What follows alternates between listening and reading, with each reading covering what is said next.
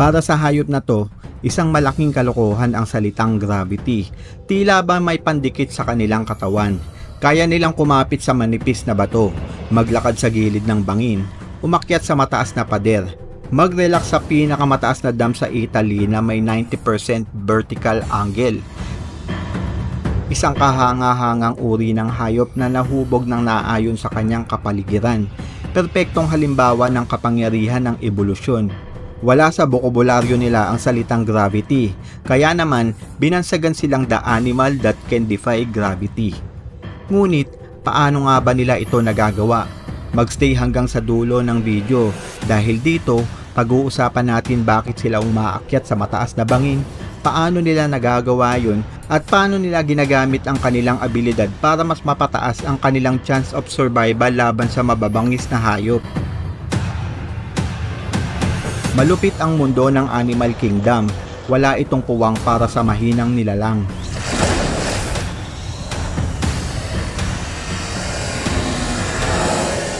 Pinaghaharian ito ng mga leon, oso at ng mga asong lobo na matatapang lang pag marami. Ngunit pagdating sa akyatan, hindi sila uubra sa galing ng mountain goat. Sila ang mga alpine ibex, namumuhay sila sa Europe at North America. Mas kilala sila sa tawag na mountain goat, ang the greatest of all time na hayop pagdating sa mountain climbing. Ang mga mountain goat ay may malakas na binti. Kaya nitong tumalon sa taas na aabot ng 12 talampakan. Espesyal ang kanilang mga paa, matigas, matulis at magaspang. Sa gitnang bahagi ng kanilang kuko, diyan nakatago ang kanilang sikreto.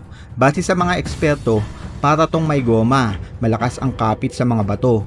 Tinatawag itong climbing skins. Isa ito sa dahilan kung bakit hindi sila nadudulas sa mga bato kahit pa nga halos wala na silang inaapakan.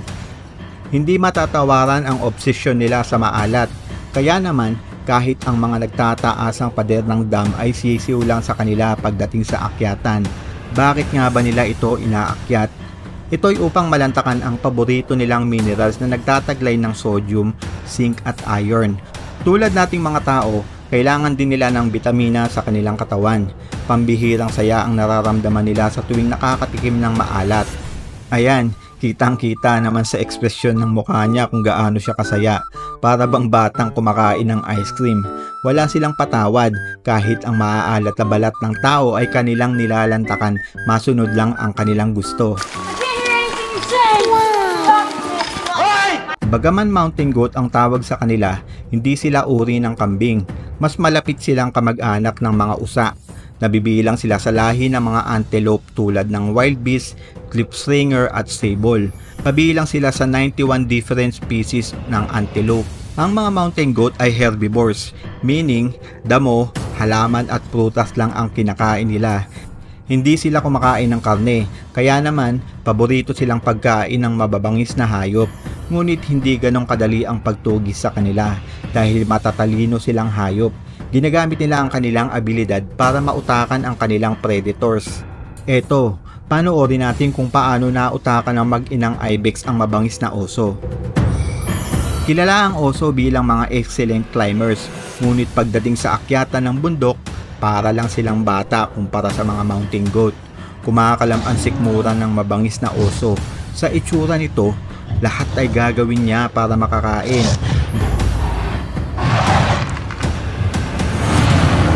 Gusto niyang hulihin ang mountain goat. Naghabulan sila sa matarik na kabundukan na parang mga aso't pusa. Para sa mga hayop, tila isa lamang malaking playground kung magtakbuhan ang mga to sa mataas na lugar. Hindi alintana ang kamatayan na naghihintay sa kanila sa oras na magkamali sila ng galaw. Hindi uso sa kanila ang salitang kabado. Hanggang sa na-corner ang mag-inang usa sa mataas na bangin. Pero nanatiling kalmado ang dalawa. May pagkakataong pumapadyak ang nanay sa kanyang kinatatayuan para hamunin ang oso na magpunta sa kanilang kinaroroonan. Masyado na akong malakas para sa mundo ng mga tao. Abot kamay na ng oso ang masarap na pagkain, ngunit wala siyang magawa. Hindi siya makaabante dahil mahulog siya sa mataas na bangin. Mautak din ang oso. Alam nito ang kanyang limitasyon. Umatras siya dahil delikado.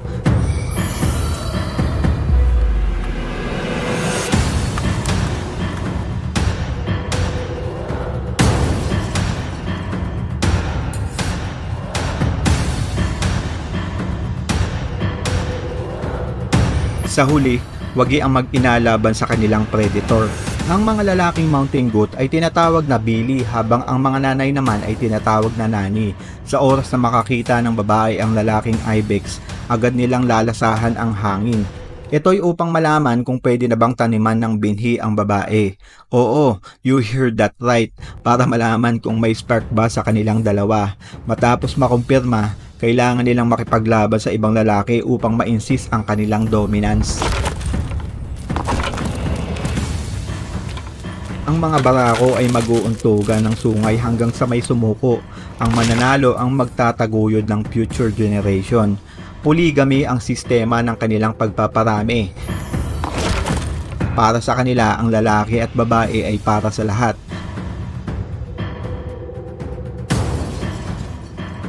Sa bansang Morocco, umaakyat sila ng puno para kainin ang bunga ng argan tree. Sumasampa sila sa maninipis na sanga nito. Sadya silang pinaakyat ng tagapangalaga upang kainin ang bilog na prutas ng puno. Hayop ka talaga! Ang ganda mong lalaki! Ang gawaing ito ay kabilang sa proseso para magawa ang isa sa pinakamahalagang produkto ng Morocco, ang argan oil. Base sa Business Insider, ang langis ng argan tree ay pinakamahal na langis sa buong mundo. Isa sa paboritong prutas ng mga hayop na to ang bunga ng argan tree. Hindi ito kayang tunawin ng kanilang sikmura, kaya niluluwa ito ng mga magagaling na hayop. Pinupulot ng mga nagpapastol ang nalaglag na binhi na galing sa bibig ng kambing. Kinokolekta nila ito para iproseso ang pinakamahalagang produkto. Dudurugin nila ang binhi para lumabas ang katas na langis. Ang proseso ay umaabot ng 2 araw bago makapuno ng 1 litro. Nagkakahalaga ng $300 o 17,000 pesos ang 1 litro ng argan oil.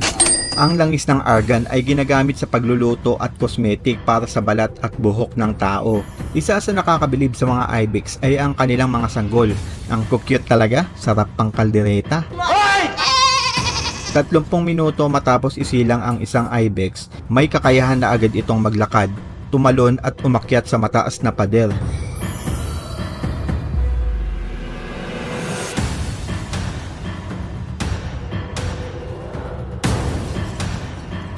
Ang lifespan nila ay aabot ng 10 hanggang 15 taon. Nalalaman ng mga eksperto ang edad ng ibex base sa kung gaano kahaba ang kanilang sungay. Para tungkukon nating mga tao, patuloy na tumutubo. Ang mga legs nila ay nakadisenyo para bumalanse. Grupo-grupo sila kung rumonda sa kabundukan. Magkakasama ang mga babae, ganon din ang mga lalaki. Bagamat sanay sila sa bundok, ang mga mountain goat ay magagaling ding lumangoy. Sumasama sila sa kanilang nanay sa loob ng 1 taon para matutong mabuhay. Sa oras ng panganib, nananatili silang kalmado, hindi alintana ang peligro sa paligid.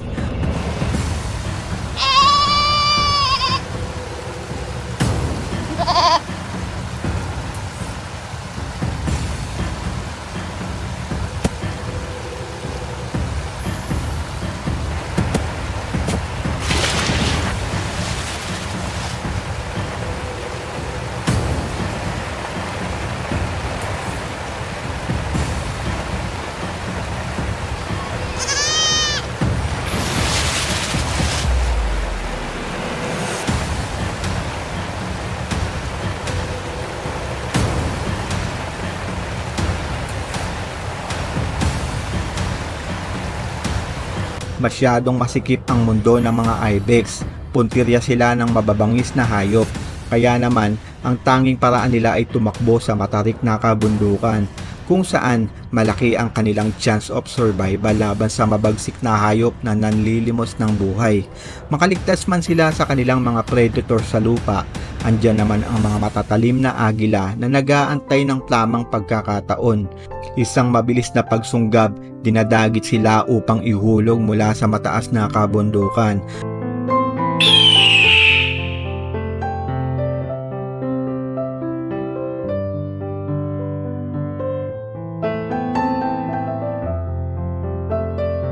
Ang balahibo nila ay makakapal, kaya nilang tiisin ang lamig na higit pa sa negative 45 degrees Celsius. Pero sa kabila ng kanilang lakas at tibay, marami pa rin sa kanila ang nalalagas dahil sa avalanche.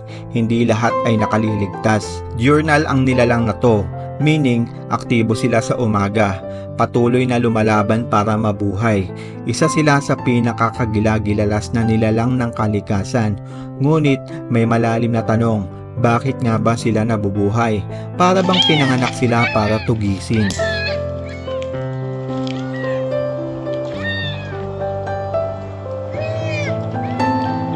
Kahit ang mga tao ay tinutugi sila para kainin. Sa gitna ng lahat ng ito, tila ba walang may malasakit sa kanila, walang gustong magbigay ng pagkakataon.